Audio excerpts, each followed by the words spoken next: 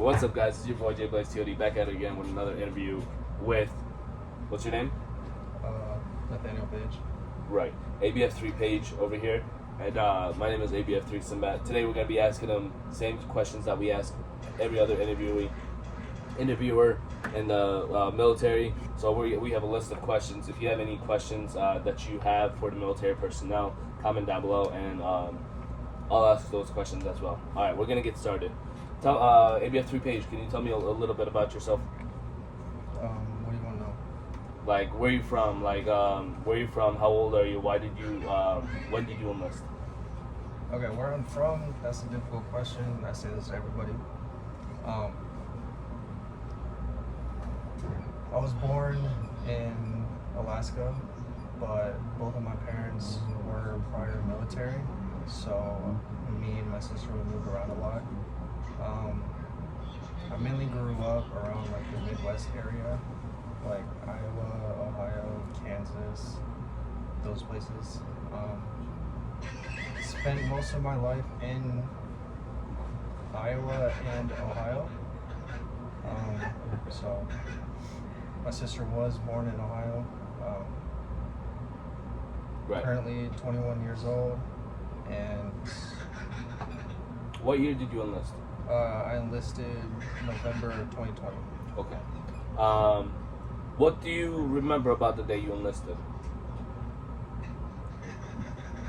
At the time, I was excited. It was something new.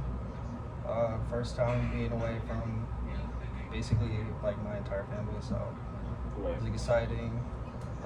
New experience. So there's that. Okay. So how did you get to tell your family and friends, like, you know, hey guys, I'm joining the military, I'm joining the Navy? How did you get to tell them? They kind of like knew because I did. It's gonna get a little deep.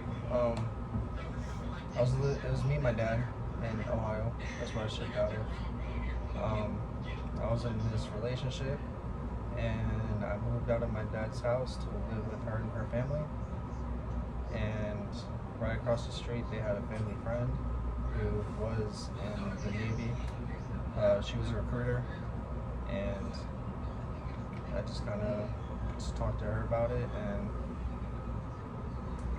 just told my family because they kept on asking, like, oh, what are you going to do with your life? What are you going to do? And granted, this was like a couple months after I graduated high school, so. Okay. Yeah. So what were some of the reasons that you joined? Like, what made you really want to join the military? Was it to get away from home, to actually do something with your life, or what was it? It was more so kind of like to tell my family, or it's kind of like to get my family off my back about asking me like, what are you gonna do with your life and all that stuff. So it's kind of just to tell them, hey, I'm doing something. I'm gonna stick with it, and yeah. Okay. So this is this is a question a lot of people want me to ask the interviewers. How did you choose your branch of service? Why did you choose the Navy? Out of Marines, Army, Coast Guard, right? Why did you join? Why did you choose the Navy? I actually wanted to join the Air Force first, but my initial ASVAB score was a little too low for the Air Force, and it was kind of like, hey, you can either do it again in hopes to get a higher one to join the Air Force, or you could just stick with the one you have and join another branch. So next best option was the Navy. Okay, so that makes sense. So what was basic training like? Like, did you like it? Did you not? It was chill. I loved it. It was easy. Granted, it was during COVID, but it was easy, chill. I loved it. There's actually a lot more downtime than like what the videos and everything show. So you're kind of like in your head a lot, especially during like the COVID time. It was I went to this place called Fort McCoy. A couple people here on the boat probably mentioned it already, but it was kind of like an army base, Right. Is in like what, like Michigan or something like that. Basically out of not in Illinois. I think it was Michigan for sure. Can't remember. And what you guys do over there? They put it was what, like 8 beds, I believe. Oh, so you guys quarantined over there? Yeah, basically, yeah. Okay. We quarantined, yeah. And how long did you have to quarantine for before you went to boot camp? Like 2 weeks. 2 weeks, 14 days, right? Yeah, it was all of us all in a room. Didn't really do anything. We were just in the room. The only time we left the room was to go eat, Right. and that was it. Okay. So how did you imagine? Okay, so cool. You joined the military, right? You joined the military. They're sending you out to boot camp. How did you imagine military life before joining?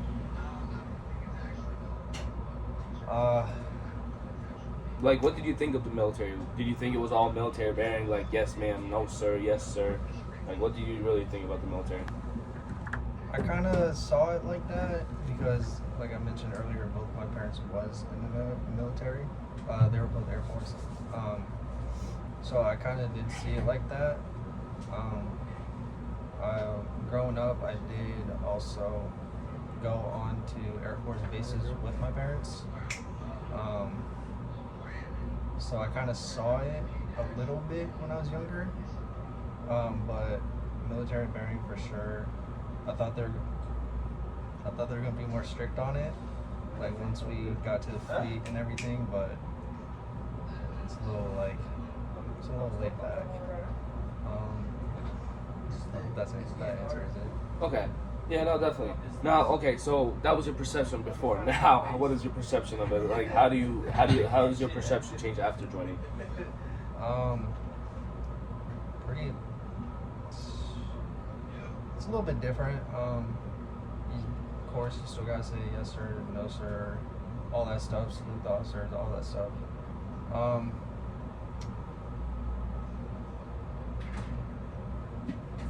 I thought they would get on my ass a lot about a bunch of different things. Like they teach you at boot camp, like greet everybody. Once you come out to the fleet, you don't really gotta greet anybody, mainly officers, and also like your chain of command and stuff like that. Right. It's pretty chill. Pretty chill. Yeah. No, I would say so too, definitely. So, can you went to, so after quarantine and Fort McCoy, you did 2 weeks there. Then you went to boot camp, right? Can you describe a funny moment from boot camp that you had? Funny moments. There's quite a few. I'd say the best one. I did go to boot camp during the winter time, so there was a lot of snow. There was a couple times we marched during a snowstorm, and we were late to, I think it was like some type of like weapons class or something. We were late to some type of class. So our RECs were trying to hurry us up, and he slipped and fell on the ice. The RDC himself? Yes. Oh my god. The RDC slipped and fell on the ice while telling us to hurry up. And I think like half the division kind of just broke out in laughter and like broke the marching formation a little bit, just to like look and see what happened. And then after that, he's like, all right, well, everybody will just slow down a little bit, but we still got to keep like decent pace. Right. So in boot camp, right? You have what is it? 6 weeks or 8 weeks of boot camp?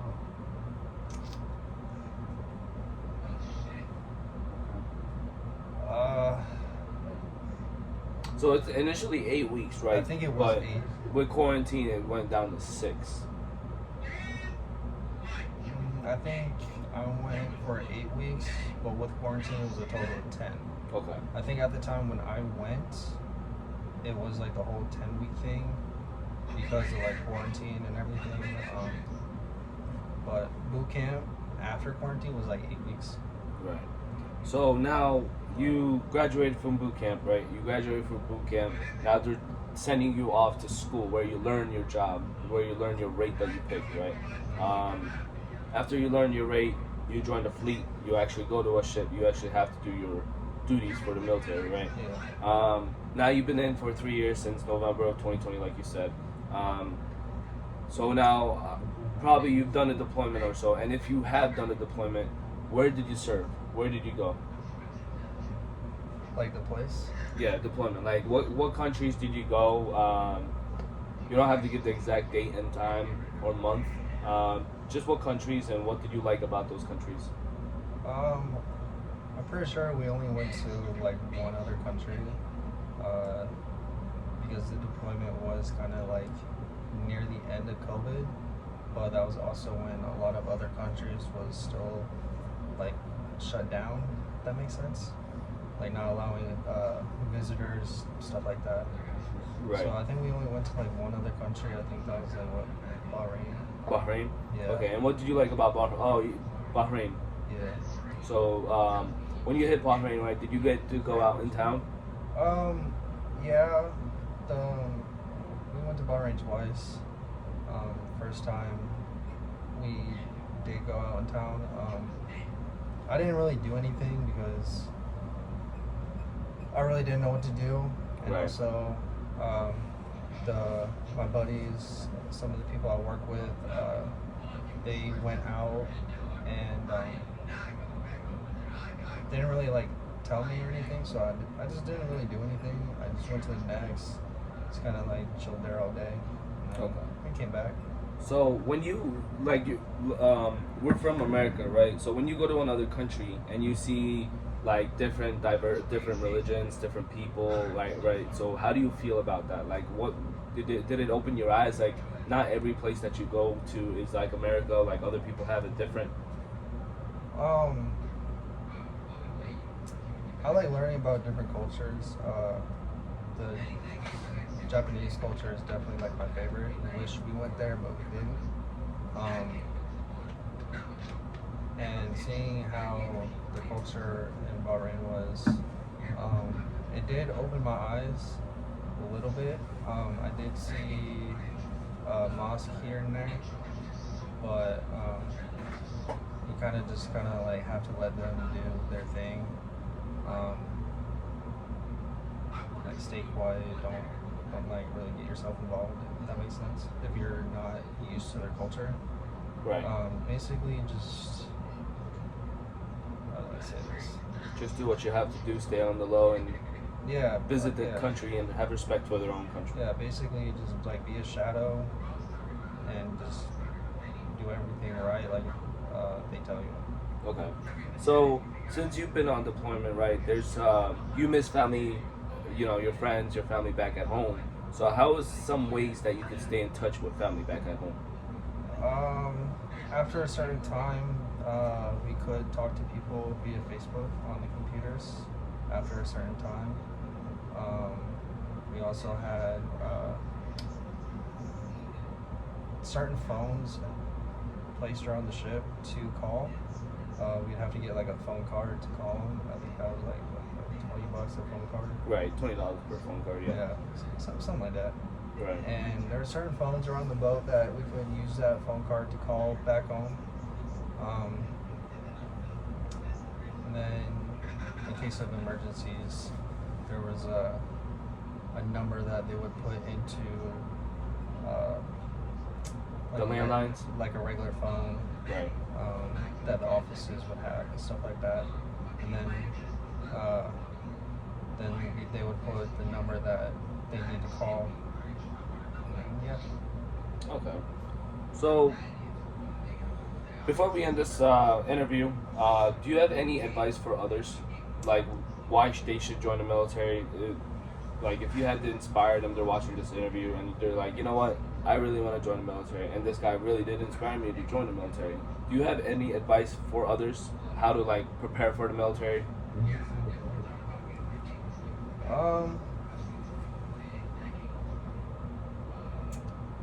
If you are like a really open person and open to trying new things, and you want to put yourself in like, I don't want to say isolated position, but a position where you're out of your comfort zone, away from family, it is a good experience. Trust me, it is. Every now and then it does suck, but the good times outweigh the bad.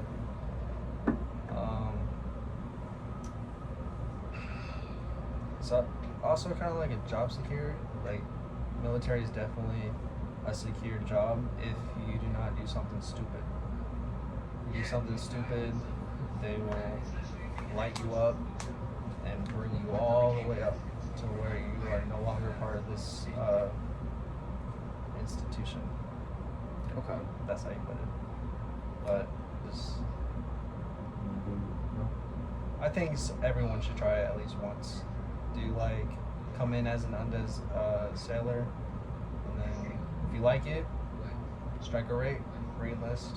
If you don't like it, get out. Okay. Well, there you guys have it. This is ABF3 page. The interviewer, the interviewee is myself, ABF3 Simbat. If you have any questions, comments, comment down below. Post notification bells on, like, subscribe to the channel, and I'll see you guys next time.